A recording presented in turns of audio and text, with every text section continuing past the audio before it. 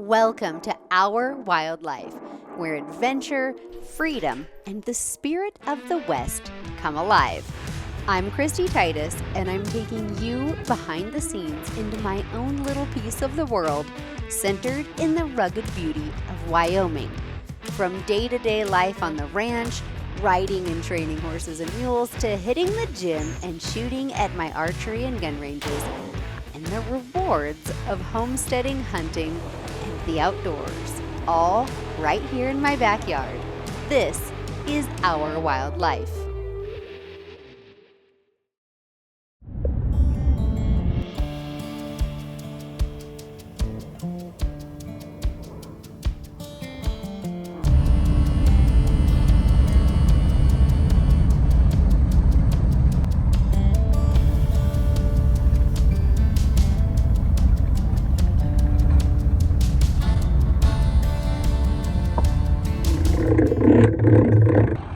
Okay, got the trailer hooked up. I gotta grab some things. Fire's coming straight at us right now. Everybody's loaded up and we're leaving. Fire looks like it's getting bigger and closer. All right, we got all the mules loaded up and we're out of here. Head to non-fire danger ground. Last look.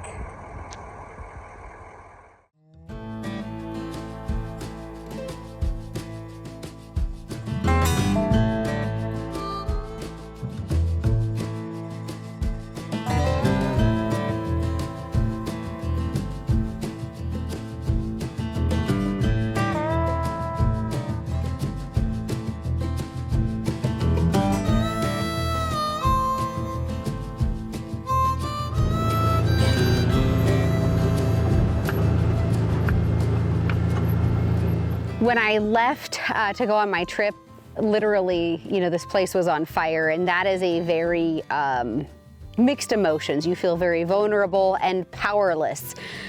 Literally everything that you own, everything that you love, like you see all your hopes and dreams potentially, going up in flames. And I must say that I am extremely grateful for the outcome of this fire. The landscape will probably never be returned to whole, just because the lifespan of these big ponderosa pine trees, especially in this part of Wyoming, it's nearly impossible to bring them back. The grass can come back, my fence can be repaired, and I'm very grateful that I had such incredible fire crews that they did spray a fire retardant down, which prevented my personal belongings from burning. And so things could have been much worse. The outcome of fire is, it's life-changing. But in the long run for this landscape, I really feel like it's going to be beneficial for the wildlife, for me aesthetically, maybe not ever the same. The positive of that is that I'm lost my sagebrush, which I didn't really like anyway. I was gonna have a bunch of that taken down. But so now I'm collectively working with the USDA in kind of this disaster prevention programs on trying to figure out how we can repair my fences back to whole, reseed the landscape so that there's forage for wildlife, replanting bushes, replanting trees. And it's really going to be this multi-year long process of trying to get back what was once here, but maybe even bring it back to a place that improves it in the long run. And that would be my hope for my land here, is to work hard and do the best I can to bring it back for the wildlife and bring it back in a better way than it was before.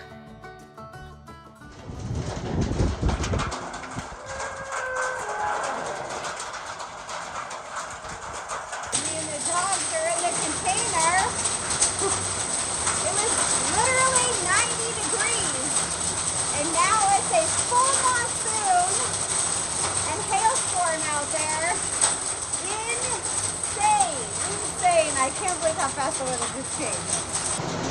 Look at this. This is crazy.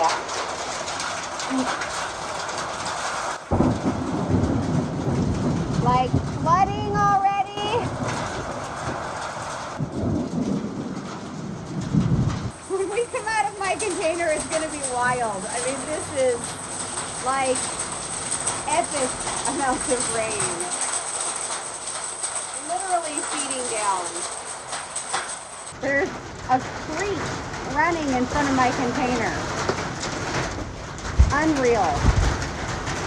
I can't believe this. Oh my gosh.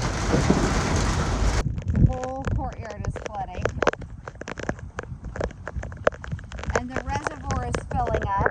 As you can see, the water is just running down off this mountain.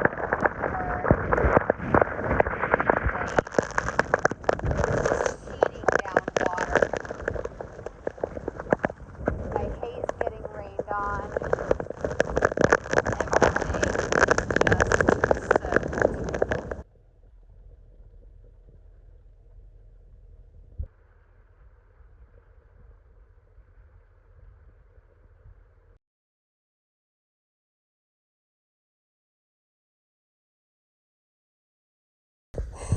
You guys, I'm absolutely miserable, soaking wet, freezing.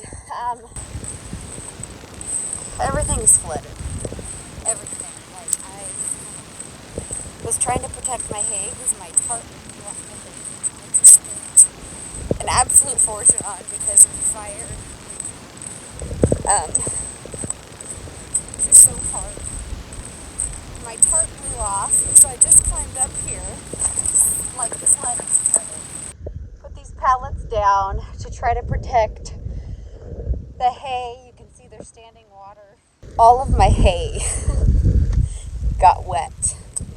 It's just so hard because I don't want it to mold. It's, I need it for the winter, and I went from fire to flood. God is, I guess, trying to show me something I'm supposed to figure out here for my life. It's just hard doing this all myself. God's not going to put anything in my path that I can't take care of. So, yeah, it's just from fires to flood. Here we go, Wyoming. This is our wild life right here.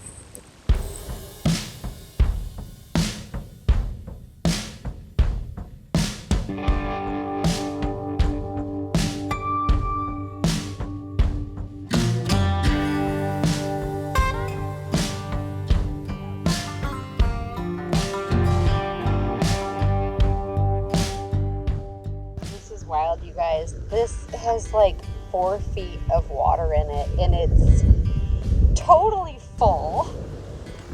You can see all the black in the water from the fire, from the runoff from the fire. There's like a slime line. Super, super crazy.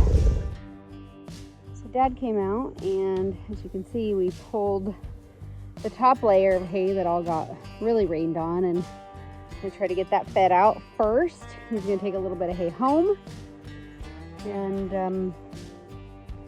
trying to feed this stuff out before it molds. All right, you guys, it's like 10 o'clock at night. I'm out here. We might be getting some rain tonight, and decided to come out and tarp my hay because I don't want it to get wet. So here I am, climbing a 9-foot tall stack of hay that's 40 feet long and trying to tarp it before it's gotta love ranch life. Yeah, I got the pallets put on here. Trying to get a little weight on it to do some tying down here. That storm hit us. Couldn't figure out what the weight was holding this tarp down, and it's literally filled with water. That's what's holding it down. So I'm going to leave this for now until I can get the other side secure more. Hard to see, but it's progress. I got the tarp on the container, or on the hay in between the containers. And I'm stacking pallets on top to keep it from helping it go away.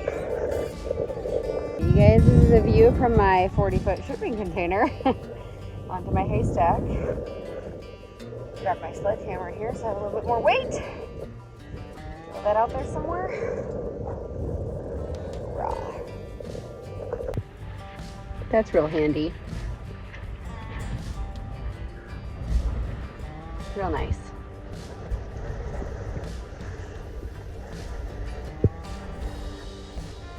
Like, I don't even know how hard it's blowing right now, the wind. But I couldn't even go up on top of the hay to put more weight up there from the pellets that blew off the tarp because I didn't want to die. So it is what it is. I don't know how hard the wind is blowing right now, but what I do know is it's crazy outside, and I'm supposed to be hunting, antelope hunting and stuff, but you know, what's the point? What's the point when it's like a 50-mile-an-hour wind with a bow? So I luckily am done out here at the property. I fed, did all the things I needed to do, and I'm just kind of hanging out here just waiting to see kind of what happens. If it's gonna rain, if it's not, what's gonna happen with this tarp. It's like always something.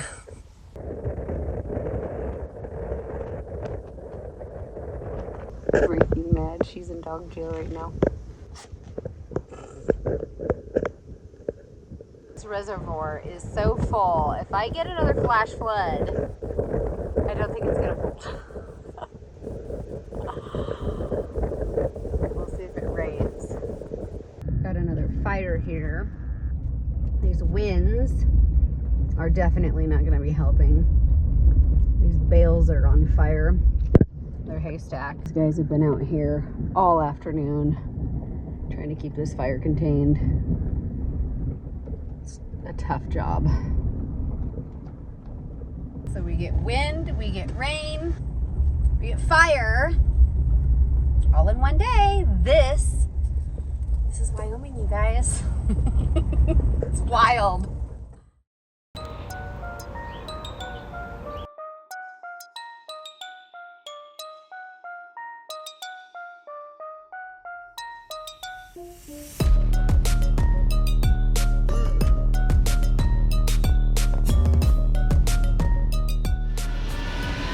Welcome to my gym home. We're here in Wyoming and we're at Forged, and I've been working out here for a couple of months with these guys. Chancellor's getting me whipped into shape for hunting season, doing some sled pulls. I'm gonna bring you guys inside and see a little bit of what it's like to get your derriere crushed in preparation for hunting season by one of the strongest dudes I know, because I'm gonna be strong one day.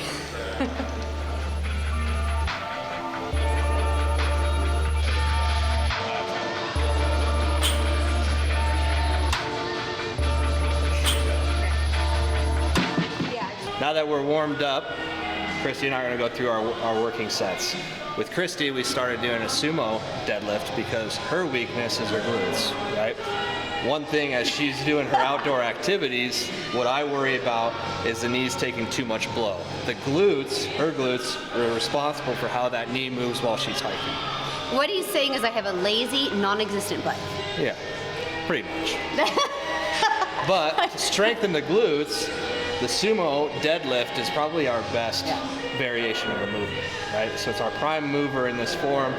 We still get the benefit of working Kristy's back and getting her strong that way, but this way we can kind of target the posterior chain a little bit harder. That way while she's hiking, the glutes control the knees, and the knees aren't going to be aching after a long day out on the mountain. Yeah, super beneficial, because that's one thing I think a lot of outdoorsmen and women experience is when we're going steep up, incline, decline, our knees blow out, and nobody attributes that to anything apart from, oh, I'm older, my knees are bad, or I have arthritis, but really a lot of it is just lack of conditioning. Yeah, lack of hamstring strength and glute strength. Do this. That's why we're here.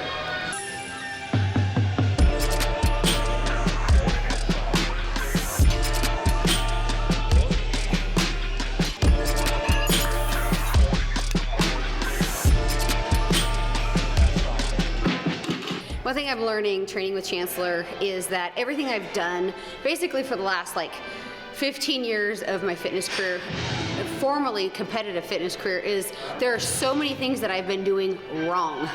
And even after training for months with Chancellor, I'm still finding myself micro-adjusting my movements. That's why having a coach is so important, especially when you're first starting.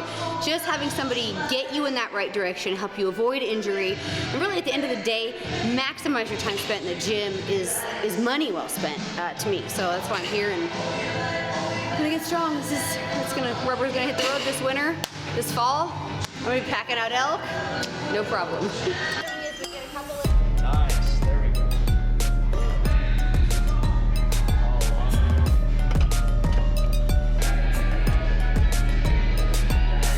Let's try to get 10 all the way in. Squeeze the ball. So I had like a knee reconstruction in my hamstrings since my knee reconstruction are like, so I start with like baby weights. So don't feel bad wherever you are, just get to the gym, show up, it's all good.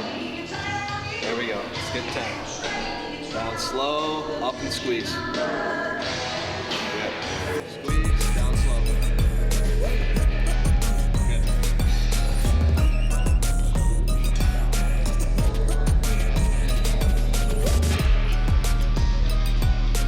Down and back, and when you come back, we'll throw a chain in the back and you're gonna lunge at it. Okay. Do 2 rounds of that and kind of finish up the fight.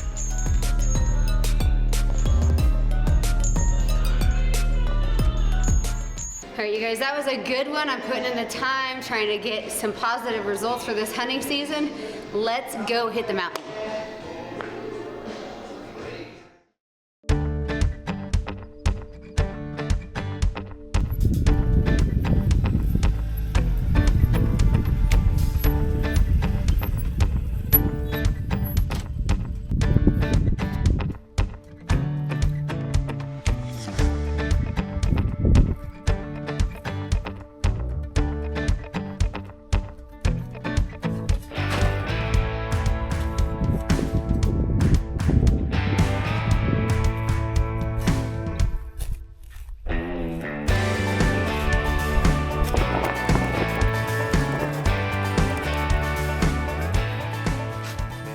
Since the fire, one of the things that I've decided I'm going to take on for the ranch here is cactus removal. Pros and cons of the fire. Con, all the grass burnt. Pro, all the sagebrush burnt. But also secondary pro is that I can easily spot where all my cactus is. And so my goal is to dig about a half hour to an hour worth of cactus every day out of the ground by the root, put it in my side-by-side, dump it, and then this winter I'm gonna do a big cactus burning party and light a fire and torch it off once it's safe and there's snow on the ground and I don't have to worry about burning anything that I don't want to burn. So I'm gonna get rid of all this cactus single-handedly. It's part of it. So I got today's cactus all hauled.